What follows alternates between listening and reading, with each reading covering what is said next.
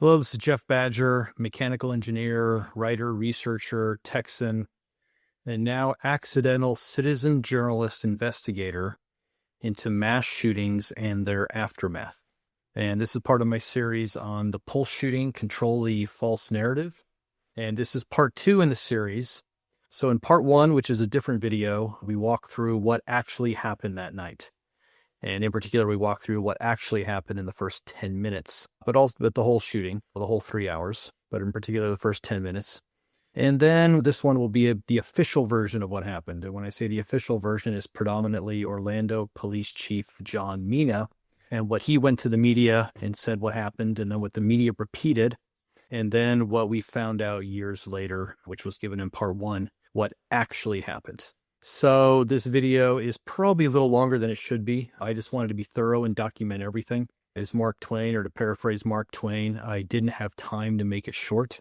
So it's thorough. I will skip through some of the things because it does get a little bit redundant, some of the things he says. But this is the official version of what happened, or official version, what officials, in particular Orlando Police Chief John Mina, told us happened after the shooting. So a quick review of part 1. For 8 minutes, officers waited outside the building while the gunman fired 189 AR-15 rounds on the side. Officers called for more and more backup, took cover behind their vehicles, and covered the exits in case the gunman tried to escape. But they did not enter the building. They entered after gunfire stopped, after the gunman's AR-15 jammed. Officers then heard handgun fire inside the bathroom. They didn't enter the bathroom, not for 3 hours. And these were egregious violations of active shooter protocols. So this is a timeline of when officers arrived. And this is all given in detail in part 1. So this is a summary, a review. And it took officers 8 minutes to get in the building. There was an officer on scene as soon as the gunman entered and started to fire. He was outside the building. He took cover outside, called for backup. Backup arrived, more backup arrived. They kept saying, send more people, send more people. The gunman kept firing inside. More people arrived, more officers. They did not enter the building. And then we learned later, years later, that his AR-15 had jammed. And we learned that from the Florida State Attorney. And then he stopped firing. Officers were still outside the building.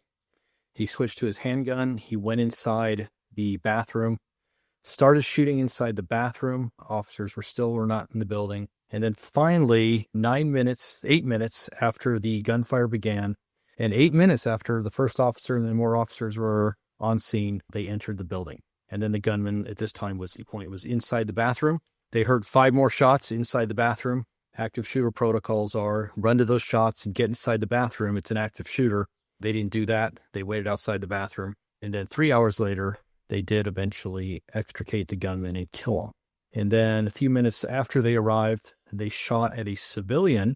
Talk about this in part 1, and we know it's a civilian because of the Florida State Attorney Office's investigation. But according to John Mina, this was the gunman. Okay. And so this part 2, that was a quick review.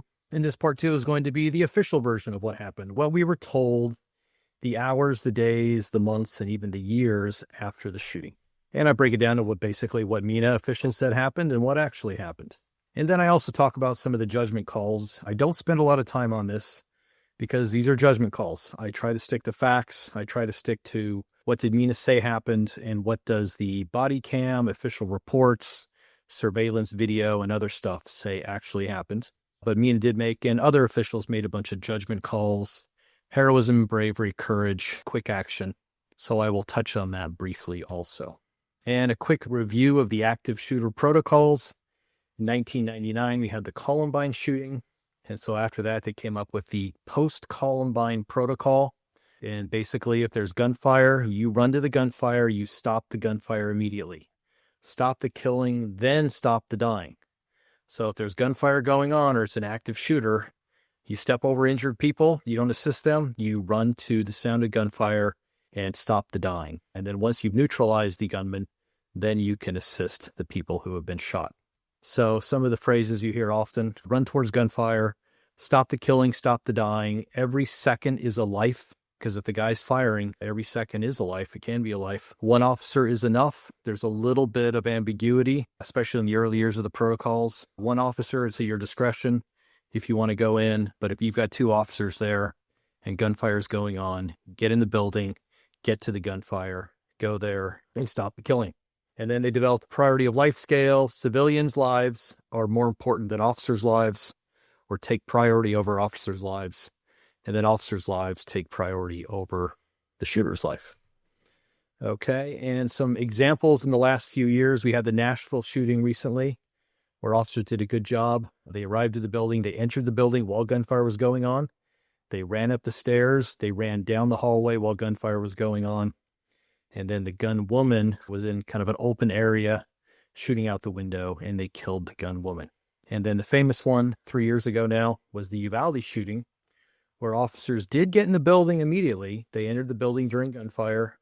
They moved down the hallway towards gunfire, but then they were shot at through the door wall, and they retreated, and they did not return to the classroom.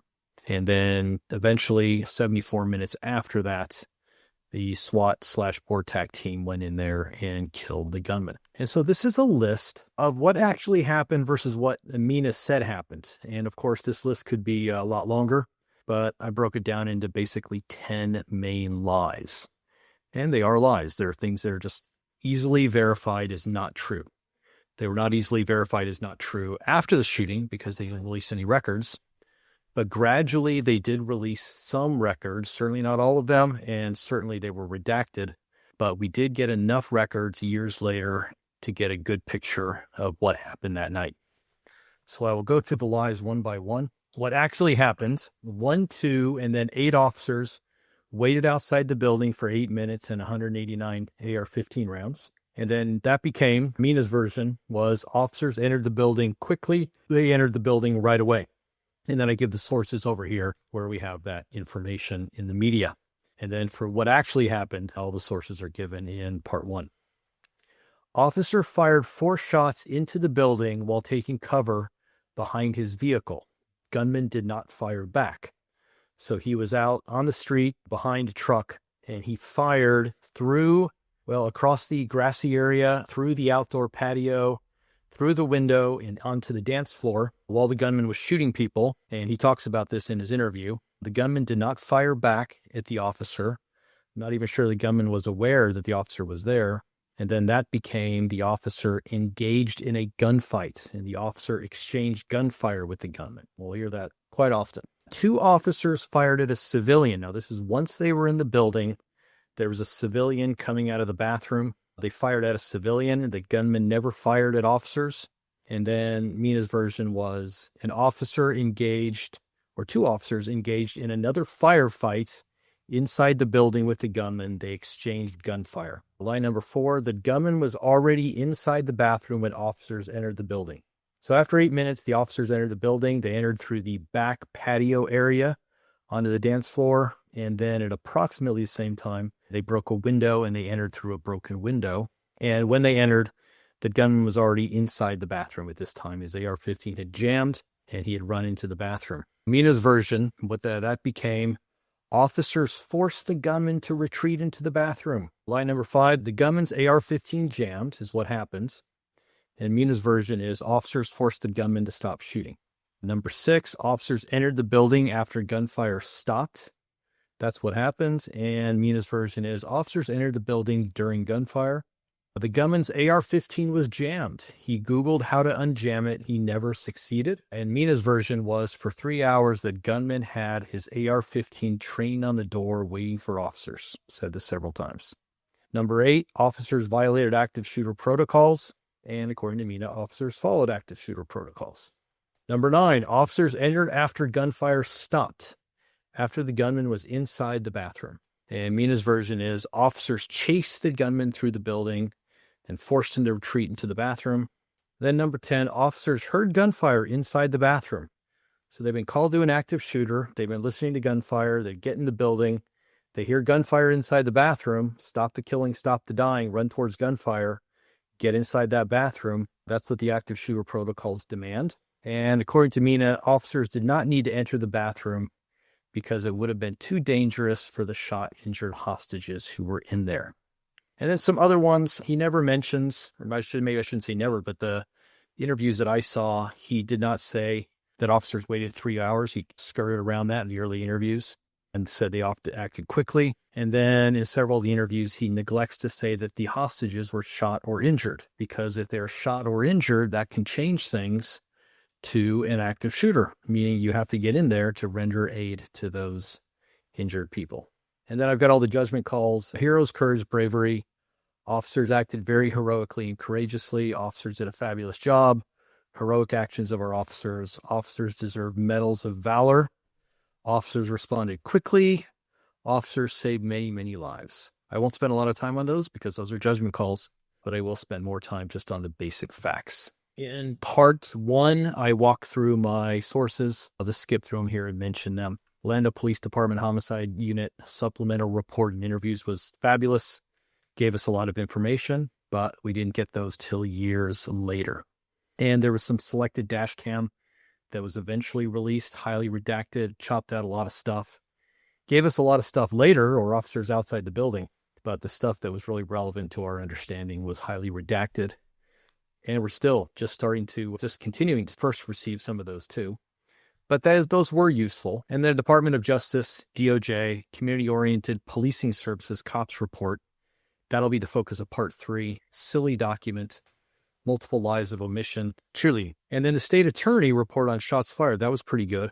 Again, I'm just going to go through this quickly because I've talked about that in part 1.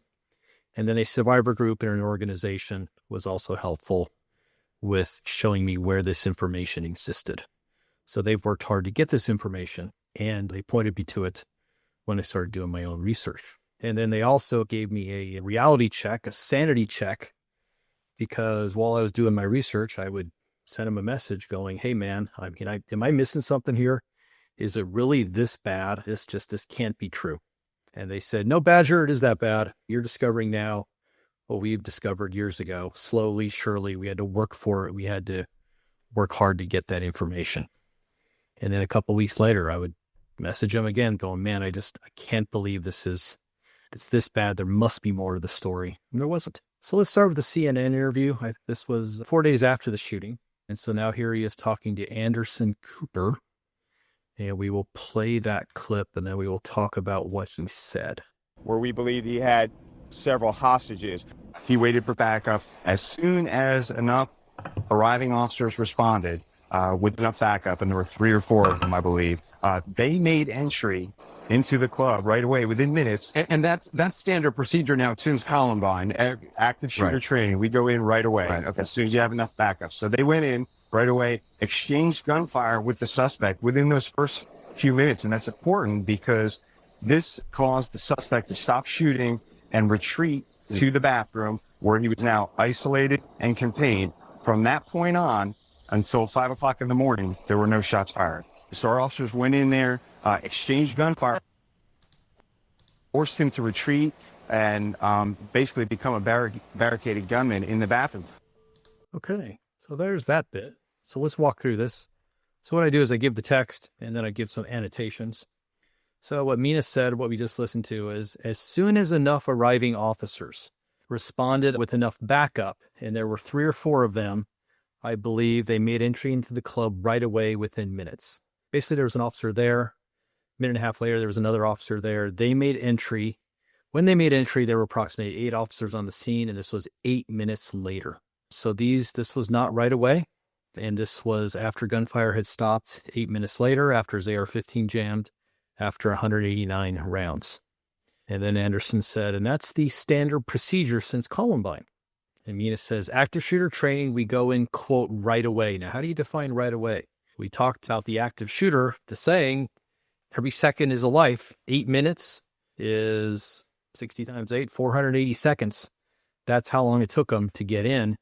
And that was 189 AR-15 rounds and 31 9mm handgun rounds. Okay, so if you want to define that right away, that's fine. But by active shooter protocols, 8 minutes and 220 total rounds is not right away. As soon as you have enough backup, protocols are you've got 1 person, it's optional, 2 people, get in there. If they're shooting, go in the building and stop the killing. So they went in right away. That's not true. Exchanged gunfire with the suspect. No, they did not exchange gunfire. The gunman never fired at officers, at least not at the very end, 3 hours later. But during those first minutes, no, there was no exchange of gunfire.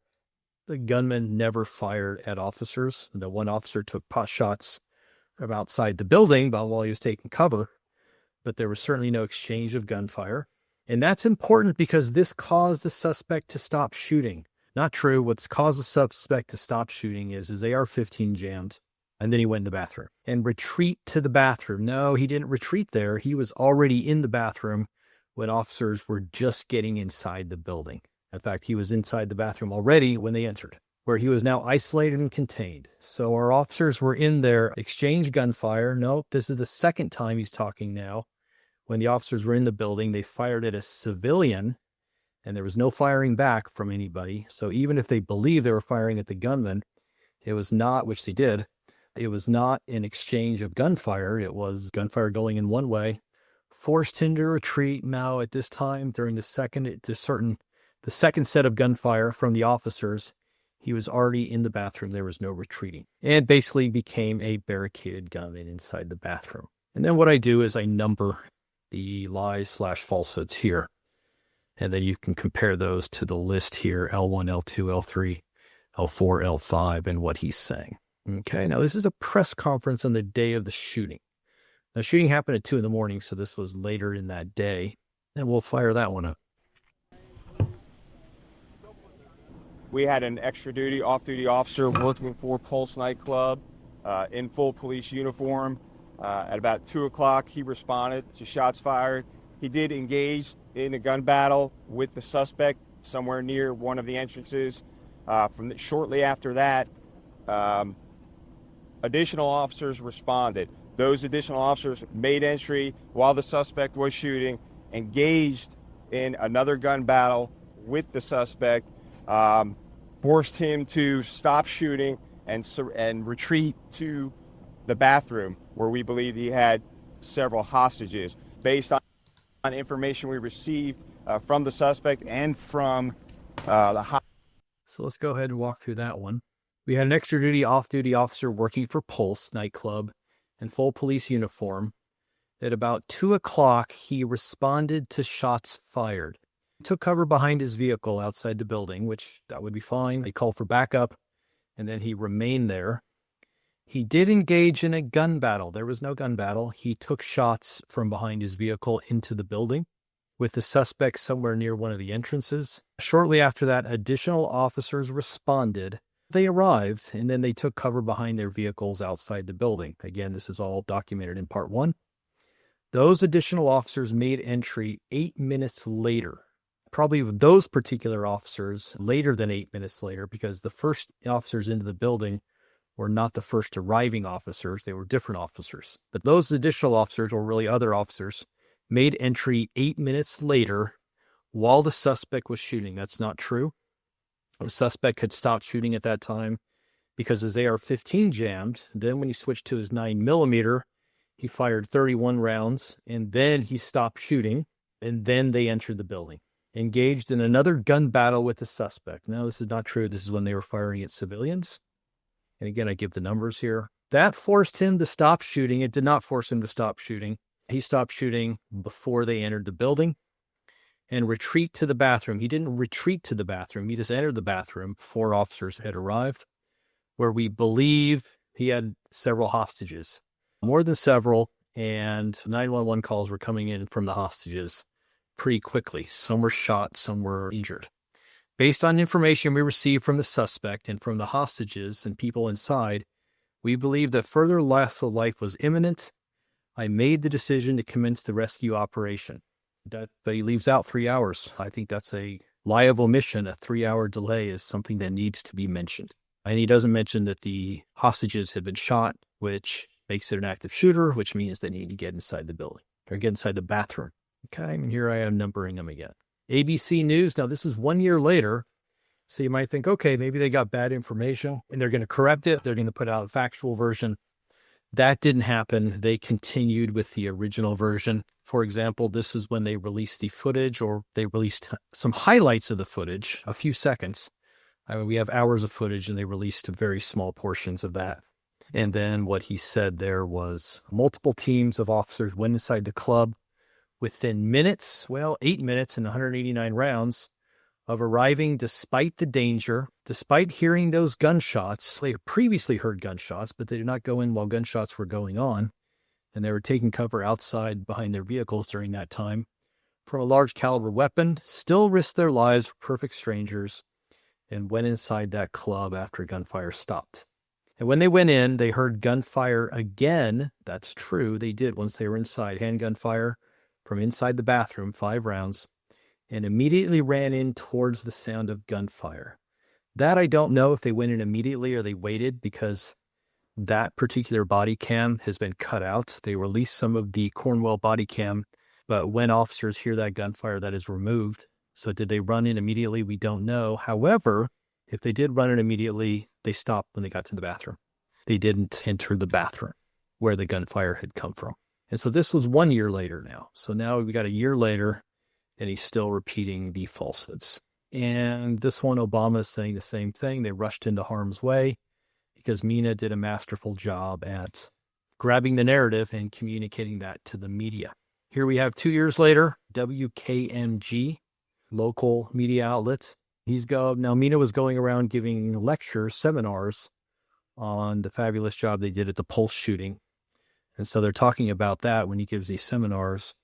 He says, I want to kind of give them a sense of what we did that night and how quickly we responded. And again, I just keep saying this over and over again, 8 minutes just to get in the building, not even to confront the shooter, but just get inside the building. Typically for an active shooter situation should not be defined as quickly. And I will talk more in part 4 about Mina's approach to the media. And the New York Times, I'm not going to spend a lot of time on this. This is the New York Times story the day after the shooting. And basically we've got Mina's version with the falsehoods, chasing the gunman through the building, going in immediately when gunfire was going on. They talk about the active shooter protocol, so you have to go in immediately. They say they did that, the usual stuff, and I enumerate them, L1, L2, L3, L4, and L8. And the New York Times was probably a little bit more cautious than some of the others in saying, hey, this is what officials say. We don't necessarily know if it's 100% true, but then again, they do just kind of repeat stuff as if it is true. So I'm beating a dead horse here, so I'm not going to spend a lot of time on some of these. Washington Post, this one, okay, so the initial extra duty officer who was working for the club engaged in a firefight. Not true. They heard shots inside the building. They all went in the club. They took cover behind their vehicles. They eventually went in the club, but not for many minutes later. They took cover behind their vehicles, exchanged gunfire, not true. Forced them to stop shooting, not true. Retreat, not true.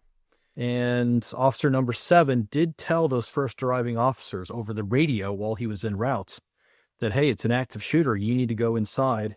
He did that at 2:04 and 2:06. They didn't go inside. And I document that in part 1.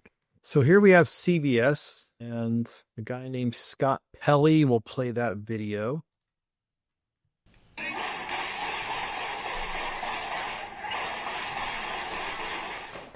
A uniformed off-duty officer working as a bouncer returned fire and called for backup. 2 officers arrived and all 3 moved in aggressively. Orlando police are trained to attack active shooters immediately rather than wait for a SWAT team. Because of that exchange of gunfire, that forced the suspect to stop shooting and retreat backwards into the bathroom, where he held some people hostage. Let's go. Run here. Forcing Mateen to retreat gave countless people a chance to escape. Mateen had about 4 or 5 hostages in the restroom, but others were hiding in the club. Okay, so here we have Scott Pelley stating, a uniformed off-duty officer working as a bouncer returned fire. Well, it's a little bit loaded, returned fire. He did fire at him. The gunman was not firing at him, and called for backup. 2 officers arrived, and all 3 moved in aggressively. Go to part 1, you will see these officers. They didn't move in aggressively. In fact, they didn't move in at all. They took cover behind their vehicles. Orlando police are trained to attack active shooters immediately rather than wait for a SWAT team. That is how they were trained. And the diagram below, and I go through this in more detail in part 1, talks about when each officer arrived, the first 3 officers, the gunfire going on here, and when they finally entered the building 8 minutes later, or in the case of these officers, it was more than 8 minutes. It was about 10 or 11 minutes. And then Mina says, because of that exchange of gunfire, That forced the subject to stop shooting. That's not what caused him to stop shooting, retreat backwards. And then Pelley says, forcing the gunman to retreat gave countless people the chance to escape. No, not true. And then Mateen had 4 or 5 hostages. There were more than that. And they were shot, injured. Okay, and then CNN, 6 months after the shooting, we've still got falsehoods going on. And Mina says, and in the north bathroom, the gunman is pointing his assault rifle towards the door, ready for police. We'll talk about that in a minute. It's not true. 49 people are dead, 53 injured, and 101 people are rescued from the club. Now, the people that were rescued were the people who survived the initial barrage. I will spend some more time on that in a minute. And we just have more of the stuff. So this is a local media outlet. Quickly formed teams. No, they didn't. Work to the sound of gunfire. No, they didn't. Shooting it out with the gunman. No, they didn't.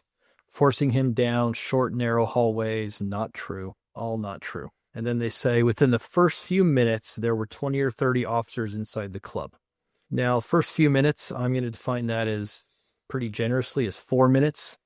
That's a liberal interpretation of minutes in an active shooter situation. You could call it 2 minutes. Every second is a life. And during those first 1, 2, 3, 4 minutes, there were officers outside the club. That is very true. We had officers outside the club, more and more and more. But inside the club, we're looking at 0, 0, 0, 0, 0. And then we've got a couple on the back patio area. But finally, we have 4 officers inside the club after 8 minutes. Okay. And then here is a little diagram on our timeline. I give first 4 minutes. So in the first 4 minutes, we've got 1, 2, 3, 4 officers. And then a 5th and a 6th a little bit later. He has fired almost all of his 189 rounds. There's no officers in the club. First officer in the club over here. After 8 minutes, different officer. And then when do we have 20 to 30 officers? That's a little bit difficult to give a number for, but an estimate would be something like 20 plus minutes after the incident started. So 20 minutes later, that's approximately when we had 20 to 30 officers in the club, which Mina defines as the first few minutes. Okay. And then what we have here is what Mina says.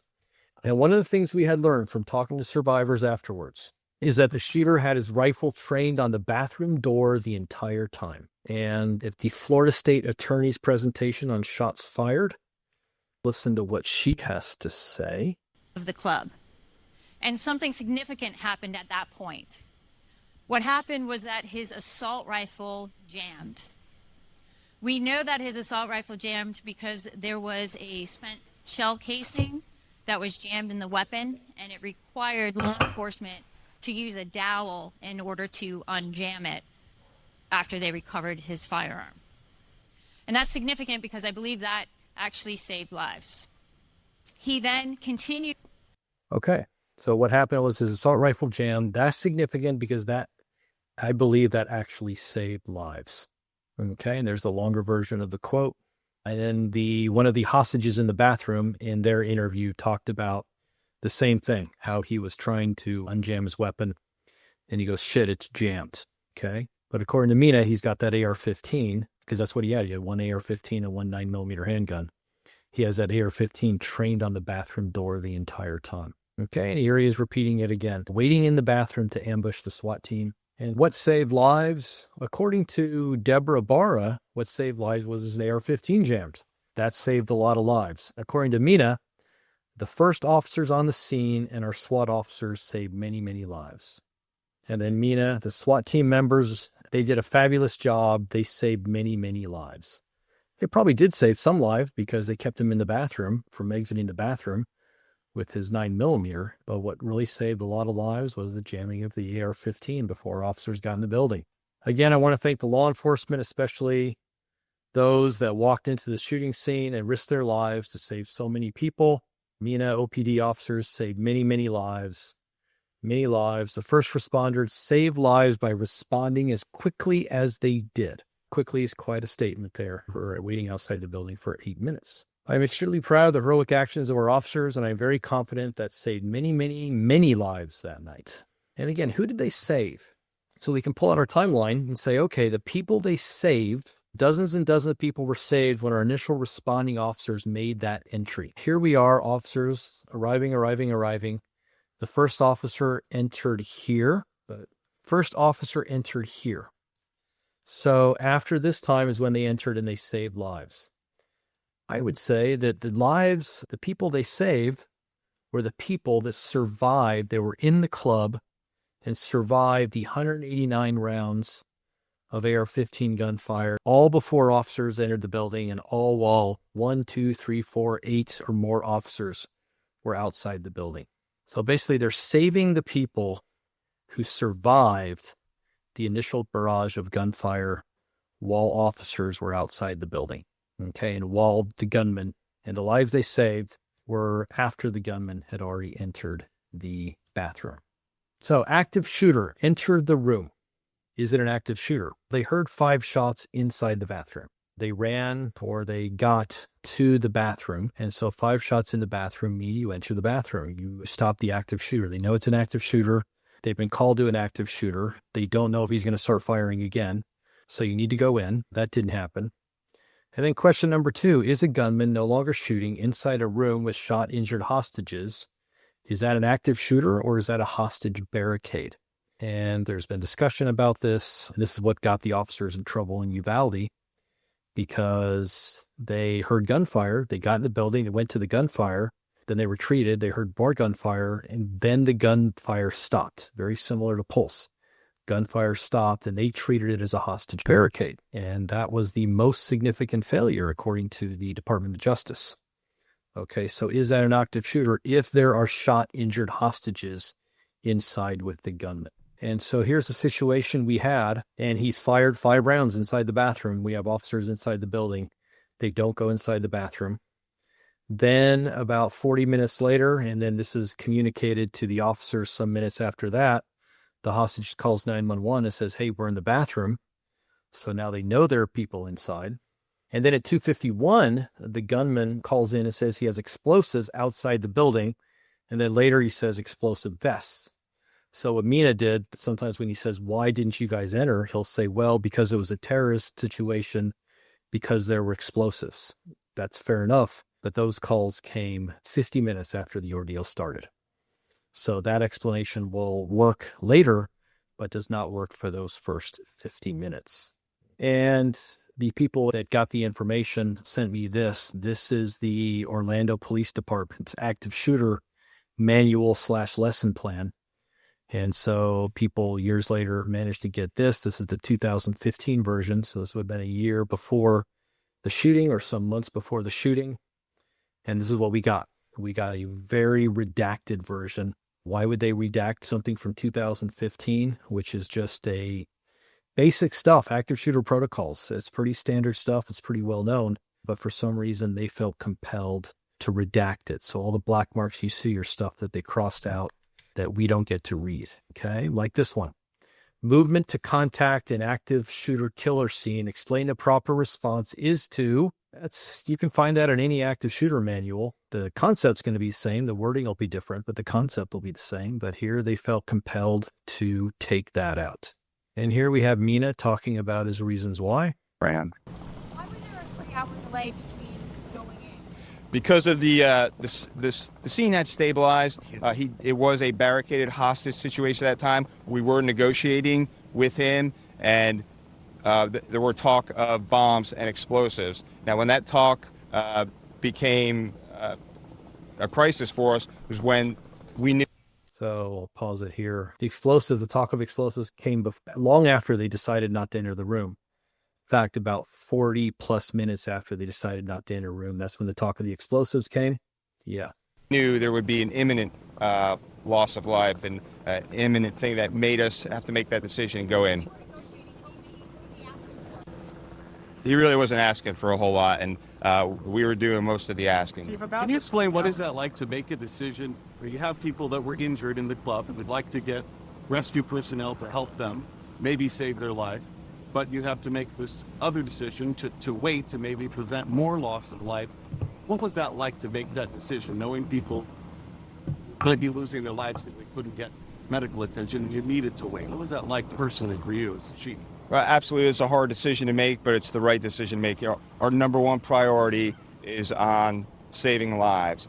So it was the right decision to make, I believe, and tough decision knowing that people's lives would be placed in danger by that entry. Our officers' lives would be placed in danger by that entry. But we trained for that. We have some of the most heroic and courageous SWAT team members around. So they did a fabulous job and saved many, many lives. In negotiating, there was really not much negotiating going on. He likes to emphasize that. If you listen to the 911 calls from Mateen, the shooter, there was really not much negotiating going on. And then he says, hey, it was off. Hostages could have lost their lives, but they did go in anyway. They went in after 3 hours. So what was different? Now they went in through the back with explosives and they busted a hole in the wall. But then when they went in, they laid down 150 rounds total, 150 rounds of covering fire. And then this was 3 hours. And during that time, people had bled out. So that's a risk for people too. 150 rounds of covering fire going into that bathroom area. They claimed that none of the hostages were hit. That's the official version of what happened. Okay. And then here he is talking about his difficult decision. Here's another one when he talks about why he didn't go in. This is with the SWAT command. Cars and command posts, and unlike anything I had ever responded to. Right.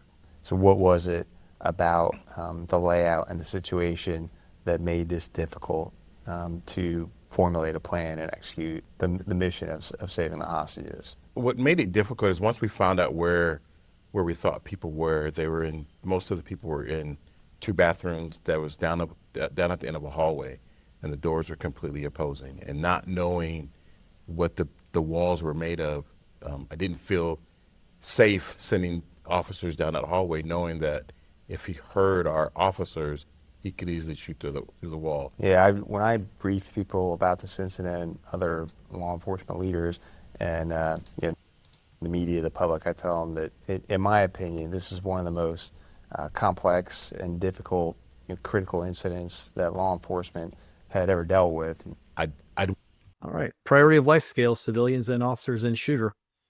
So they're placing officers' lives saying, hey, the guy can shoot through walls. And if you make it to part 5 with me, I think things get even more interesting, because Mina was chosen as the DOJ subject matter expert for Uvalde.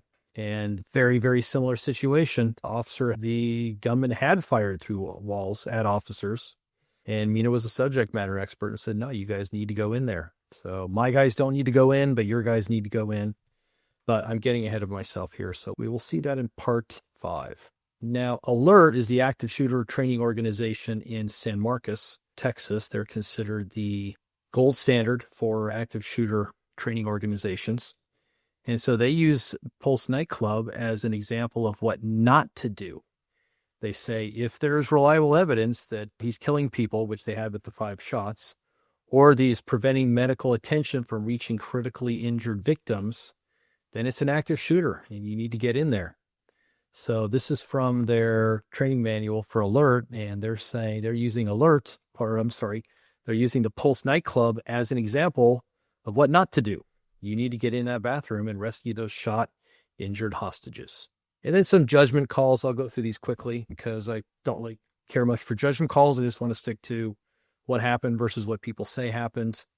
So we have judgment calls from the media, or the media is saying, and this is one of the local medias that were really big cheerleaders for the police response for Mina's version of the story.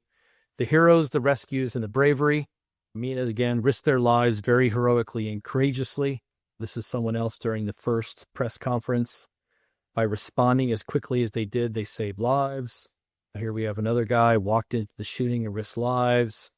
The heroes, etc., etc. Okay? So I'm starting to repeat myself here. This is getting long. So let's keep going. 1 year after the shooting, there was an awards ceremony. And Mina gave Medals of Valor, Awards of Valor to the officers. And here he talks about the first officer on scene and what he did, how he entered the club, the courage and the bravery. And he's giving officers. And again, I don't mention officers' names. I've blot out their faces here. My goal is not to criticize the officers. My research into active shooter situations is shown. A lot of times they hide. A lot of times they just can't bring themselves to enter the building. A lot of times they are scared to death. And we give them a day or two of training and say, all right, you need to run to gunfire. Occasionally they do, depending on how difficult the situation is, but often they don't. So the purpose of this is not to criticize the officers. Purpose is to just say, hey, here's what Mina said, and here's what actually happened. Leave it at that. And so here are the first arriving officers, and this is mostly from the Orlando PD homicide report and interviews, this information about when they arrived, but it was released years later. And then I put a medal next to each officer if they got a medal, or at least if I'm aware they got a medal, and it's listed in the Department of Justice report.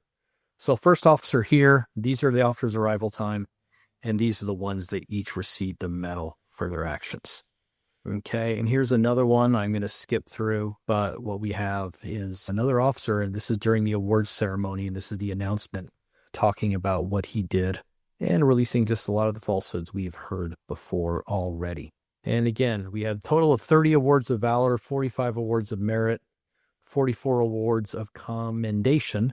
And then here I have just a picture I pulled from part 1, where I show the first arriving officers who didn't enter the building or entered the building much, much later after other officers had, and entered the building after gunfire stopped. And they all received awards of valor, medals of valor for what they did. And then there was another awards ceremony a year later. And here we have the mayor of Orlando talking about the heroic actions, heroic and courageous, and we're repeating that they exchanged gunfire. So we know now it didn't happen. There was no exchange of gunfire, but still they're repeating that falsehood. Okay, and here is another annotated one. I'm not going to go through it. It's too long. It's basically stating the same stuff, though. We're going to repeat the falsehoods that we've been repeating for a year during the awards ceremony, and here we are, and here I've outlined which lie it associates with. L1, L2, L3, L4, L5, L8, L10, L11. And here's another one where he talks about an officer dodging bullets. If you look at the Orlando PD report, this officer arrived after gunfire stopped. So which bullets is he dodging? I don't know, but he's dodging bullets that were after he had entered the building. Or after gunfire had stopped before he entered the building, yet he's dodging bullets. Okay. Now, during my research for this, I have met lots of people. Lots of Pulse-connected people have called me. I've texted with them, exchanged messages. I've Zoomed with them. I've gotten phone calls from them. And Christine Leinonen is one I've talked to quite a bit. Talked to her just this morning and yesterday, the day before. And she gave me permission to post this. And this is one I pulled from one of her private messages. Her son Christopher was killed, and we believe he was shot during 2 separate rounds. First round, he was shot in the back of the legs. And then sometime later, we're not sure, he was shot in the chest. Or it might be reversed. We don't know. He might have been shot in the chest first, then the back of the legs. And then during this time, officers were outside the building. Officers were outside the building, at least one officer, when every single person was shot. And then many officers when many of the people were shot. So this is what Christine said in a private message. She said, quote, "It wasn't enough to have lost my son bleeding to death on the dance floor, but then to have to endure years of lies, to witness my son's, quote, heroes being paraded around getting medals, and Mina being celebrated figure for his actions."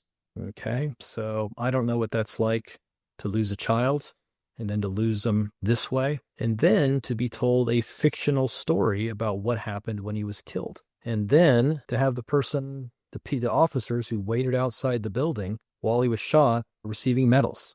So I think that would live with you. The death of your child, obviously, your whole life. But the lies you received, the heroism story, I would think would also live with you your entire life. So here's again a list that I put together. I'll not go through it again, but there it is.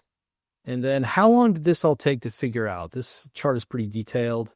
But basically what we have here is this is when Mina started the campaign with the media to get the narrative defined. And part 3 will get fascinating because this is what Department of Justice encourages people in their report. On Pulse, they go, hey, frame the narrative, then control the narrative. And they did that. They supported Mina's narrative and they supported a false narrative. And you never get a second chance to create a first impression, and narratives are difficult to overcome. And so then about 3 years later, we started to get some information little by little and figure out, no, that whole narrative was false. And we got that from the Orlando PD report, which was released years later, though. We could piece it together from the DOJ report, even though they were very subtle, but you could get some facts out of that. We can get that some from the body camera footage, but you have to go digging for it. So the hero narrative and the running through the exchanging gunfire and the gun battles and all that was put out to the media in a very fabulous fashion. But the stuff that actually tells you what really happened, you have to go digging for it. And it takes time, it takes work, it takes piecing things together and synchronizing body cam. So it does take a lot of work to actually get a picture of what happened. But it is out there. And then some context. I'm wrapping things up here. We're going too long, I know.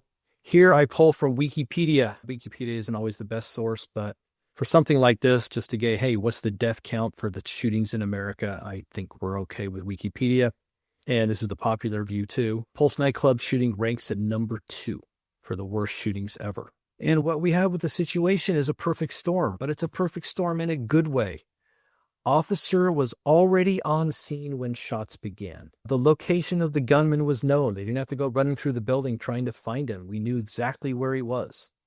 The gunman was out in an open space, not an enclosed space. The number one is the Las Vegas, where he's in that room in a hotel.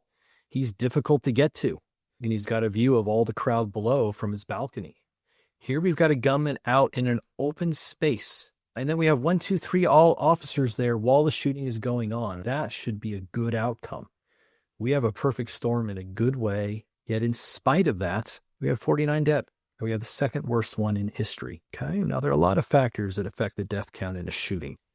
It's not always that straightforward, but we have a lot of pluses on our side when the shooting started. And yet in spite of all those pluses, in spite of a lot of things going for us, we still got 49 dead. And then this is a chart pulled from the book Active Shooter Events and Responses. This is a book written by the guys at Alert, Blair and Kernut. And here they have a chart saying the shootings. This is from 2013. And the time from first report to the active shooter event end. So this is how long it took to actually end the thing, neutralize the gunman. And we have a lot that are, that finish in the first. 1, 2, 3, 4, 5, 6, 7, 8, 9. Some take longer. Sometimes they're barricaded. Pulse is over here. So Pulse is way over there at 195 minutes. And we've got a perfect storm of good things. Officers already on scene. We know where the gunman is throughout the entire shooting. He's in an open space. We've got officers there. Then we have more officers there. We have a lot of things going for us. In spite of that, we've got 195 minutes. Or if you look at it another way, in spite of that, we have 8 minutes before officers can even get in the building. Most shootings are finished within 8 minutes. And a lot of these shootings, all you have to do is just show the gunman, make yourself known to the gunman, and these guys will commit suicide or they'll run, but they'll stop killing. And they didn't make themselves or at least get in the building for 8 minutes. But if we focus on this one, 195 minutes for this to end, and we have so many pluses that we start with that are in our favor. Okay. And 5 years later, I'm going to say it in an interview because the local media is still doing congratulations, heroism interviews about John Mina, the hero of Pulse, heroic police response. All the decisions that were made were the correct decisions and some of the bravest things I've seen in my life. And the majority of the body cam surveillance video still has not been released. And what has been released is usually highly redacted. It's not all out there, but we have enough now, years later, to put together a good picture of what actually happened. Okay, so in conclusion, 1, 2, and then 8 officers waited outside the building for 8 minutes and 189 AR-15 rounds until then gunman's AR-15 jammed. Officers waited 3 hours to get inside the bathroom.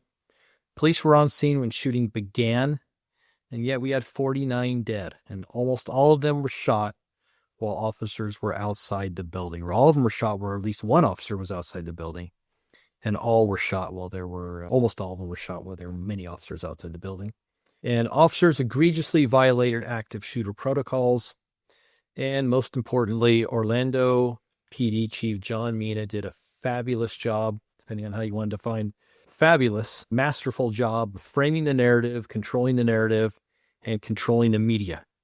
He spun a disastrous police response into heroism, bravery, and quick action. So that concludes part 2 of my overall 5-part series. Again, this one was probably longer than I would like. It's thorough. And then part 3 will be the DOJ report. And I think this is even more interesting because the John Minas of the world exist. They will spin things. But what we will see in part 3 is DOJ cops, Department of Justice, community-oriented policing services agency embraced the fiction 100%. He even praised Mina for controlling the media, controlling the narrative.